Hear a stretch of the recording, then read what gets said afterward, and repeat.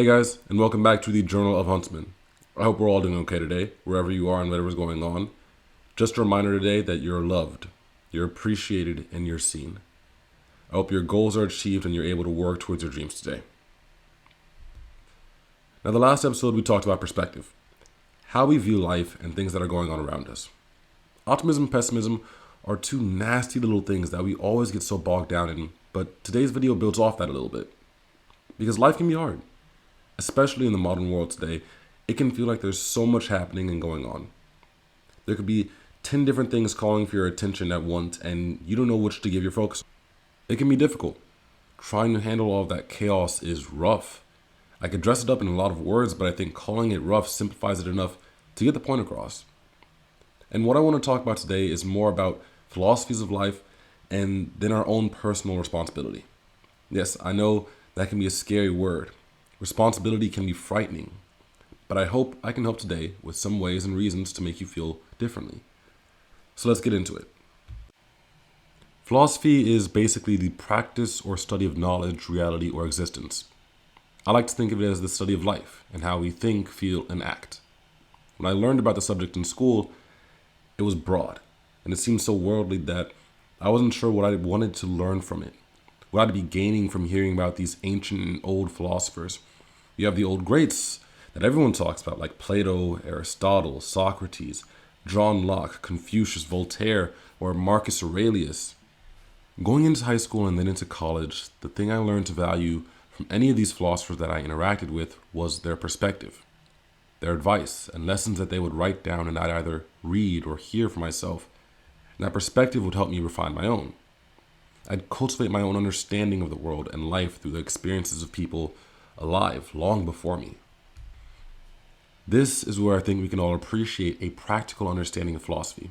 It doesn't need to be some overly grand and existential thing we all talk about, but it could simply be our own study of how we live our lives, how we make decisions, what decisions mean for us, what is good, what's bad, what we think, and what we feel.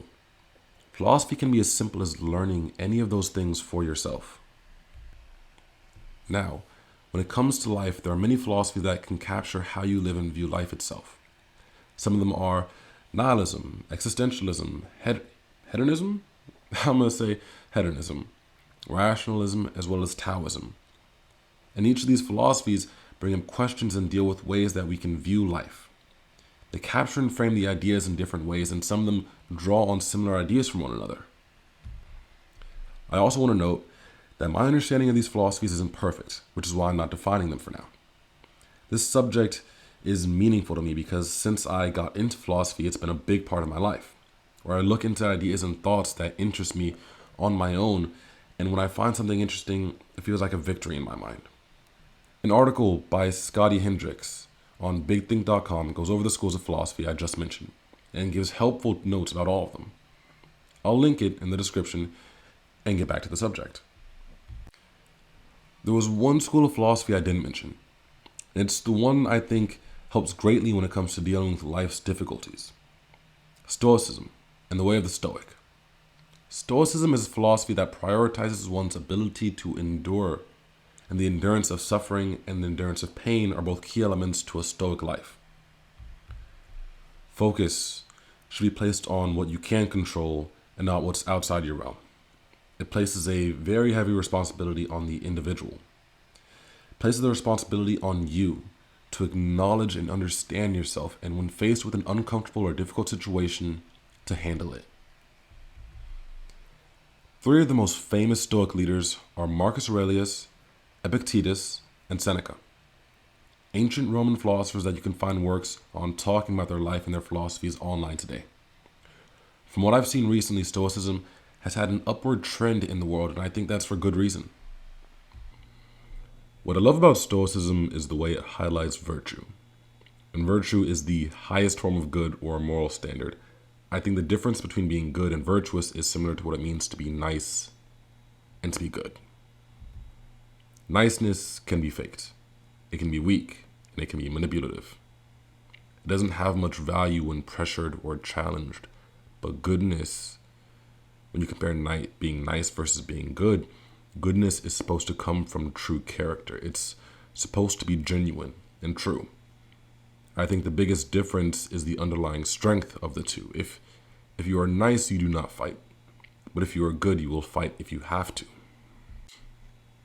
To prioritize virtue is like prioritizing the strength in your own character to act, to have the capacity to take control and change your life. But you choose the ways in which you will move. Again, it's choice. It's choice that becomes the way we have to move. And what I want to remind you about is that you have the responsibility to make that choice for yourself. Because no one else will make that choice for you. No one else can make it for you. The way of the Stoic is found acknowledging what's painful in life and accepting it. And from that acceptance, you have to respond to what's around you, what's happening in you. It's not enough to just react and to move. You have to respond and think. One practice for you to try.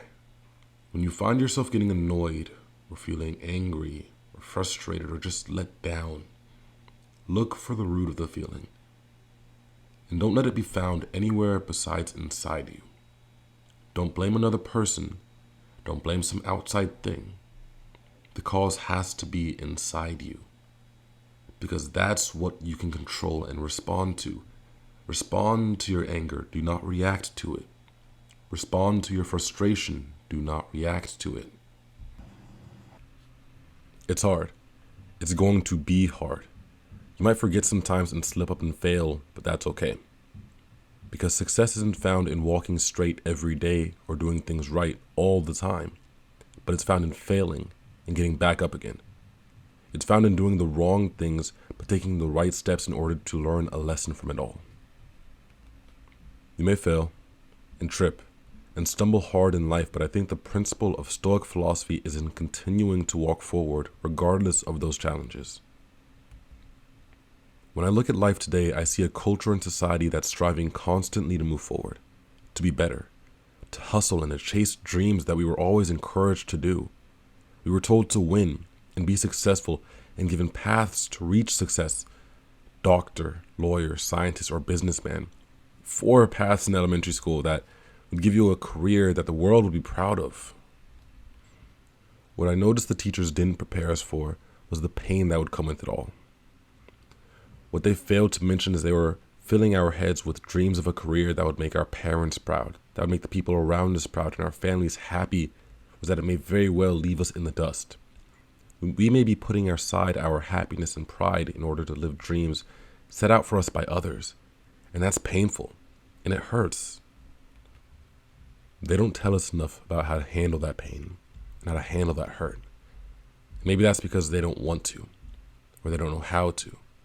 But again, that's why I value Stoicism, because at its nature is a way to think about and handle pain that we encounter in our lives. I think that it's fine to fill kids up with dreams of careers and jobs that everyone looks up to. Kids need hope. Regular people need hope. It's a seriously beautiful thing that shouldn't be undercut in the world, but we should also teach kids that it's okay to not be those things. They can find success and pride in other things too. Instead of solely valuing success in the world today, what would happen if we switched our metric to virtue, to being virtuous? Now, I defined and talked about virtue for a second earlier, but let me get further into that. Some traits that represent a virtuous character are honesty, courage, generosity, compassion, fidelity, integrity, fairness, self-control, and prudence. One that I didn't mention that is underlined with all of those is strength. But strength is not just a form of virtue, and I'll talk about that in a later video. To be virtuous is to embody behavior and characteristics that we can all look up to, that we can all admire. What would happen if we all started to change our values one by one to prioritize a more virtuous life, where we're honest, courageous, and compassionate, where we practice self-control and it was acknowledged and celebrated, where fidelity was expected and admired, and we all strive to maintain that in our ways, in our own lives. Now, is that the world today? It's arguable if we're starting to wake up and approach some of these values, but if you want my advice in learning to practice some of those I can give you some simple tips. Look into Stoic philosophy and videos. Stoicism is a lifestyle that encourages one to be virtuous if you're doing it right, to be honest in your communications, courageous in your actions, and prudent in your thoughts. To be Stoic today is to practice inching closer and closer to virtue in your life. For me, this process all started from meditation, but for you, it could start from journaling or working out, walking, or a host of other ways. Finding some way to express yourself in the journey and start it all off is your choice and responsibility.